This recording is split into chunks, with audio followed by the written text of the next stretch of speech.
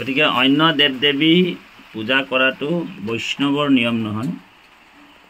গতিকে গুৰুৰ নিজ মুখে লিখনি এয়া হেৰিত কৈছে, অন্য দেৱী দেৱ নকৰিবা হেব, গৃহে নপখিবা তাৰ, মূৰ্তি কোন চাইবা, প্ৰসাদো নখাইবা, ভক্তি হইবে বেভিচাৰ।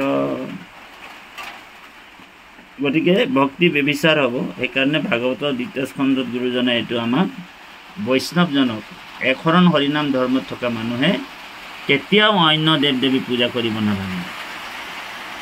অন্য দেৱ দেৱী পূজা কৰা ব্যক্তিসকলক কি বুলি কৈছে শাস্ত্ৰই, এ ৰামা বুলন্ত কেশৱে শুনা ইহাৰ উত্তৰ, শৌক নৰ যদ্যপি পৰম দূৰা সাৰ।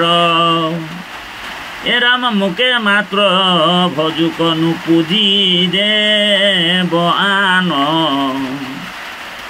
তথাপি পৰম সাধু হেহি মোৰ প্ৰাণ।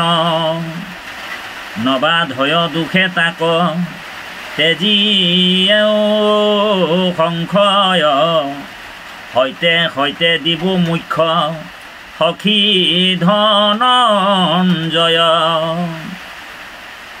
অনাচাৰ কৰি অপৰাধী মোৰ নহি, অন্য দেৱ পূজে যিটো হেহি মোৰ দ্ৰোহী।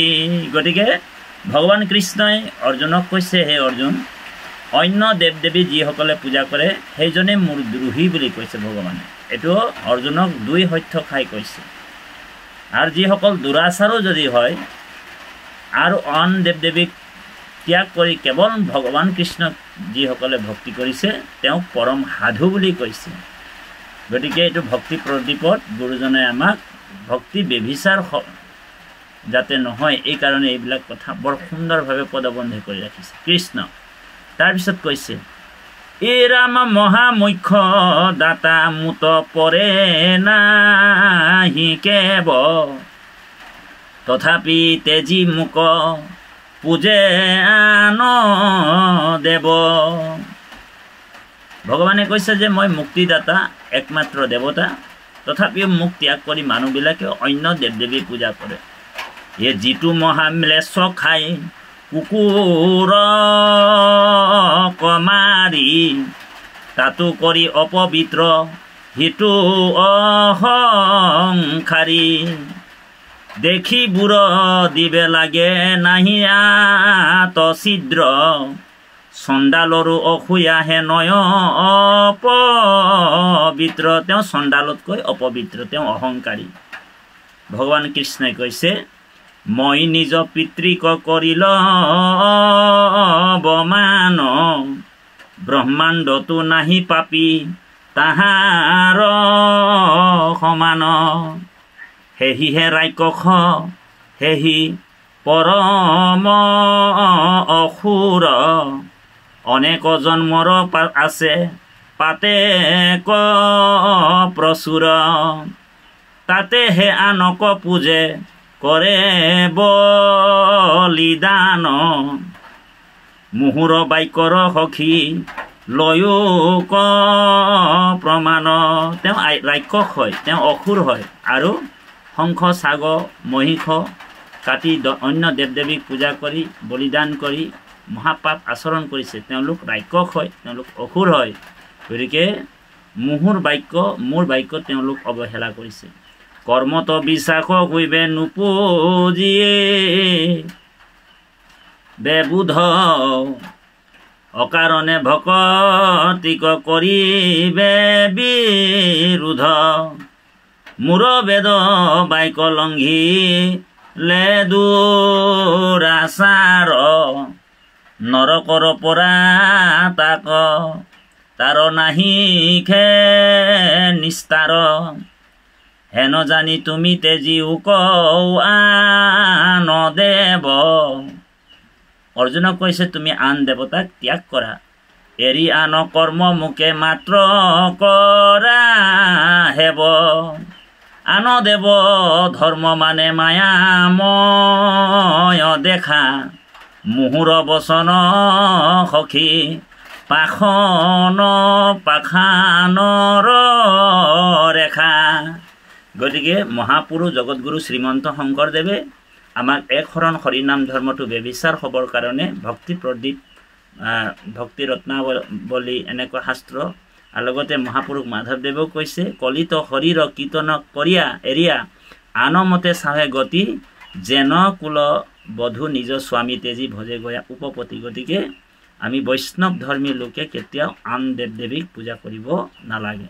গতিকে যিসকল বৈষ্ণৱ বুলি নিজকে ভাগৱত পাঠ কৰাই ভাগৱত পাঠ শ্ৰৱণ কীৰ্তনো কৰিছে নামঘৰলৈও যায় আকৌ মনে মনে বিশ্বকৰ্মাকো পূজা কৰে আন আন দেৱ দেৱী পূজা কৰে সেইসকলক নাৰকী বুলি কৈছে অসুৰ বুলি কৈছে ইয়াতে কৈছে ভক্তি প্ৰদীপত। গতিকে বাপাই সমস্ত যি একশৰণ হৰিনাম ধৰ্ম থকা মানুহ কেতিয়াও অন্য দেৱ দেৱী পূজা নকৰে। ভাগৱতৰ কৈছে সেহিহে শৰণ ভজন অনুপাম কৰ্ণে নুশুনোৱে আন দেৱতাৰ নাম। গতিকে এই একশৰণ হৰিনাম দেৱ থকা মানুহে কেতিয়াও মানে আন দেৱ দেৱী পূজা নকৰে। গতিকে আজিকালিতো বহুত পাখণ্ড মানুহ আছে পাখণ্ড ভেগ ধৰি আছে। গতিকে তেওঁলোকে দুই নাও দুই ভৰি দি ৰাখিছে।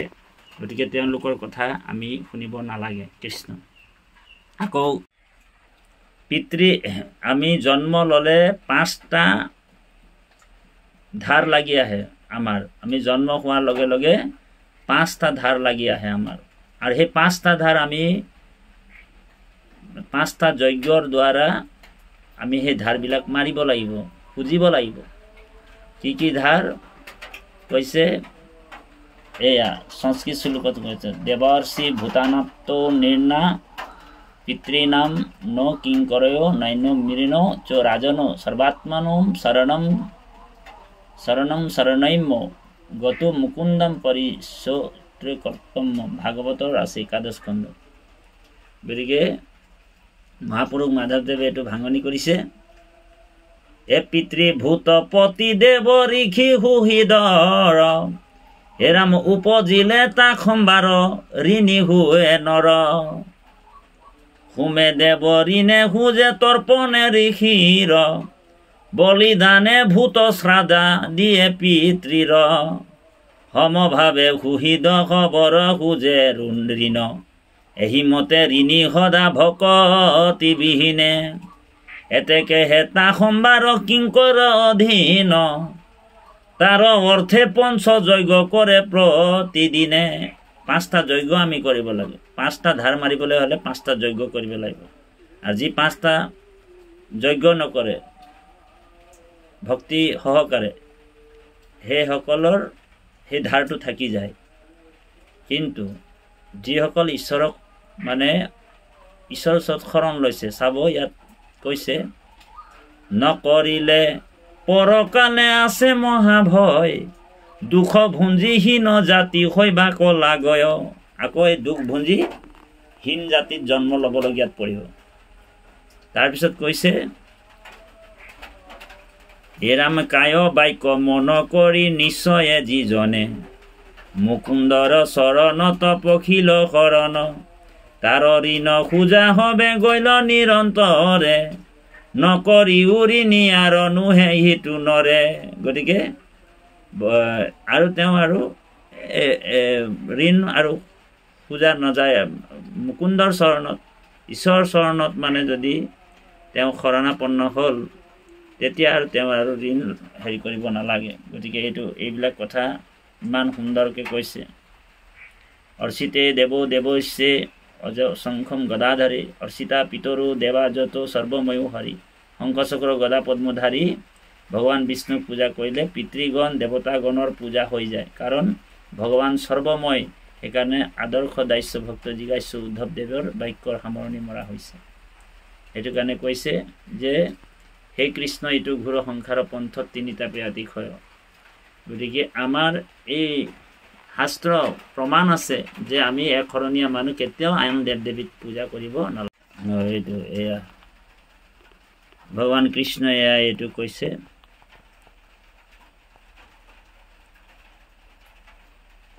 এইটো একেবাৰে গোপনীয় কথাটো সৰ্বগৃহোত্তমম ভূয়ম শীৰ্ণু মে পৰম বচ্চ ইষ্টু হসি দৃঢ় মিত্তি বাইখামি তে শীতম তোমাৰ হিতৰ কাৰণে একেবাৰে গোপনীয়তকৈ গোপনীয় কথাটো কম শুনা এইটো গীতাৰ 18 নম্বৰ 63 নম্বৰ শ্লোক শ্ৰীমদ ভাগৱত গীতাৰ কৃষ্ণই অৰ্জুনক কৈছে অৰ্জুন শুনা একেবাৰে গোপনীয়তকৈ গোপনীয় কথাটো মই তোমাক কওঁ শুনা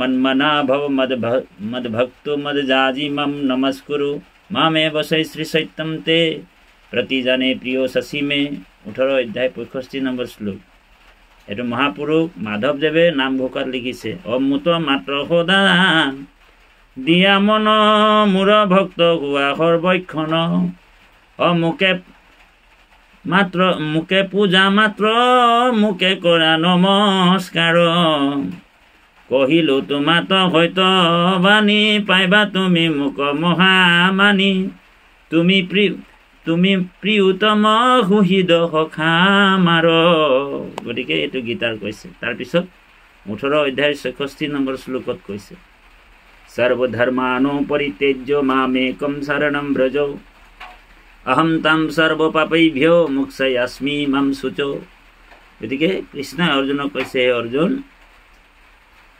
সকলো ধৰ্ম ত্যাগ কৰি তুমি মোৰ চৰত শৰণ লোৱা গতিকে সমস্ত পাপৰ পৰা মই তোমাক উদ্ধাৰ কৰিম বুলি কৈছে গতিকে এইটো গীতাৰ নিৰ্ণয় এই সৰ্ব ধৰ্ম এৰি এক শৰণ হাইখাত সুদীৰ্ঘ বিশ্বাসে সখী লয়ুক আমাত নকৰিবা ভয় হেৰা কৰো অংগীকাৰ সমস্তে পাপত মই কৰিবোৰ নিস্তাৰ গীতাত মাধৱে কহিলনত অৰ্জুনত তেজীওক সখী ধৰ্ম কৰ্ম তীৰ্থব্ৰত এয়া এতিয়া তীৰ্থব্ৰত এৰিব কৈছে কৃষ্ণ শৰণ ললে মানে আৰু তীৰ্থব্ৰত কৰিব নালাগে কেৱলে শৰণ মুত লয়ো ধনঞ্জয় ৰাখিব সবাতে মই নকৰিবা ভয় গতিকে এক শৰণ যিসকল হৈ আছে সেইসকল আৰু তীৰ্থব্ৰত এইবিলাক কৰিব নালাগে গতিকে এইবিলাক শাস্ত্ৰৰ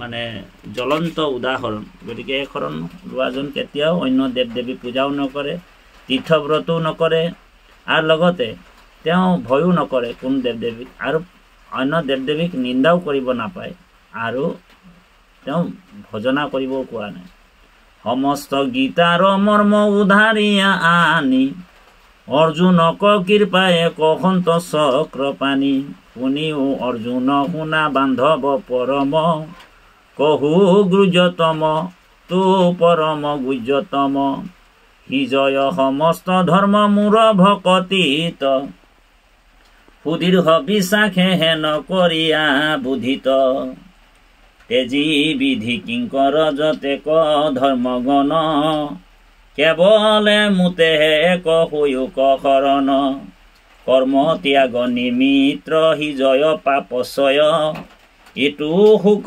নকৰিবা তুমি ধনঞ্জয় যিহেতু আমাত তুমি লৈলা শৰণ সৰ্ব পাপ সন্তে মই কৰিব ৰক্ষণ গতিকে সমস্ত পাপৰ পৰা মই তোমাক উদ্ধাৰ কৰিম গতিকে তুমি ভয় নকৰিবা তুমি মোৰ ওচৰত শৰণাপন্ন হোৱা গতিকে এইটো একাদশ স্কন্ধত কৈছে একাদশ স্কন্ধে একাদশ অধ্যায়ত কহন্ত হাইখাতে কৃষ্ণদেৱে উদ্ধৱত মূৰ ভজনৰ জানা প্ৰতাপ পৰম এতেকে উদ্ধৱ তুমি কৰিয়া নিয়ম যত বিধি নিষেধ বেদৰ যত ধৰ্ম জীৱা জানি শুনি আছা আনুভৱ কৰ্ম সমস্তকে তেজি কায়